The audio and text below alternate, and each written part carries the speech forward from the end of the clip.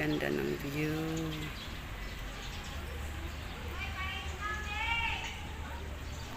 Ito na yung the surroundings of Mactan Shrine.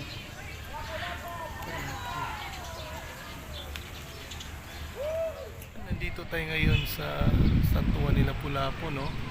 At isa to sa napagprihan natin, guys. No? Yan. Ines, Team Jesus, Team Tagumpay. Yan. Kay Lapu-Lapu, no? Next natin. Papasyalin tayo, no? Ito yung paligid. Yan. Grabe. Tapos tayong nakapag-pray. Yan, guys. No? Ito yung paligid, no? Dito talaga yung digmaan, no? Yan, sa tabing dagat.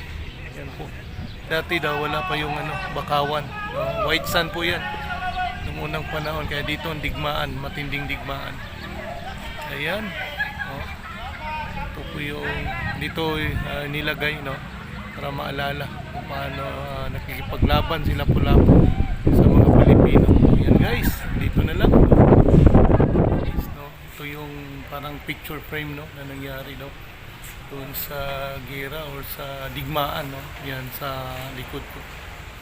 Yan, balik na rin natin. Dito tayo ngayon sa Santuan ni Lapu-Lapu, no? At isa to sa napagprihan natin, guys. No? Yan. Ines, Team Jesus, Team Tagumpay. Yan. Kay Lapu-Lapu, no? Next natin. Papasyalin tayo, no? Ito yung paligid. Yan. Grabe. Tapos tayong nakapag-pray. Yan, guys, no? Ito yung paligid, no? Dito talaga yung digmaan, no? Yan, sa tabing dagat. Yan po. Dati daw wala pa yung bakawan, no? White sand po yan noong unang panahon. Kaya dito ang digmaan, matinding digmaan. Ayan, no? Ito po yung dito nilagay, no? Para maalala kung paano nakikipaglaban sila Lapu-Lapu sa mga Pilipino. Yan, guys, dito na lang. Actually dito ang actual talaga, no? Imahinasyon na lang to sa nag-drawing na ganito daw nangyari, no? Matagal daw yun na nangyari, matagal daw na ipagnegosasyon sila Lapu-Lapu kasi that time high tide daw, no? Yung negosasyon and then hanggang nag-low tide doon na, no? Inabot nila daw ng low tide para makapagporma sila kapag bakbakan, no? Galing ng strategy nila Lapu-Lapu. Yan, guys, no?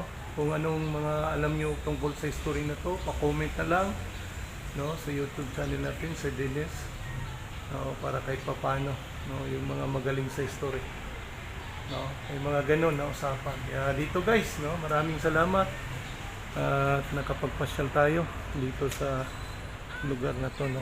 Yan, yung ang katawan, no? Historical symbol, no? Yan, dyan po yung digmaan, sa pinding digmaan. Kaya dito lang, guys.